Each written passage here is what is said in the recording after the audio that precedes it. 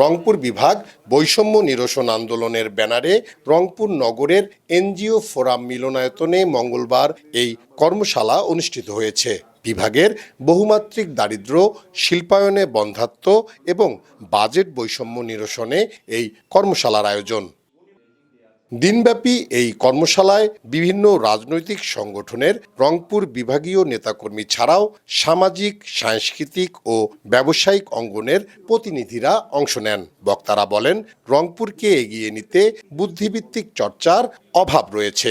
আমরা ঢাকা বিশ্ববিদ্যালয় সহ বিভিন্ন বিশ্ববিদ্যালয়ের শিক্ষক, শিক্ষার্থী, রাজনীতিবিদ, সাংবাদিক সকল পেশাজীবীকে সঙ্গে নিয়ে রংপুর বিভাগের বৈষম্য নিরসনের জন্য বুদ্ধিভিত্তিক এবং গঠনমূলক কর্মসূচি হাতে নেওয়া শুরু করেছি এবং এটা চলমান থাকবে। আলোচকরা বলেন, উন্নয়নে বৈষম্য দূর করতে সকল শ্রেণী পেশার মানুষের এক হয়ে কাজ করার বিকল্প নেই।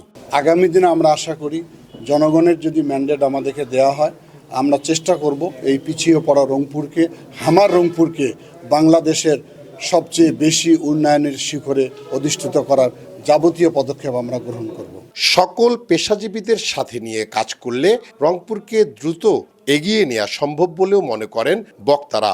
পেশাজীবী মানুষদের সমন্বয়ে আমরা আমাদের এখন কিছু কিছু দায়িত্বশীল ভূমিকা পালন করব, যে জিনিসগুলো আমাদের অভাব আছে সেই জিনিসগুলো যথাযথভাবে আমরা মাননীয় উপদেষ্টার কাছে আমরা পৌঁছে দেব।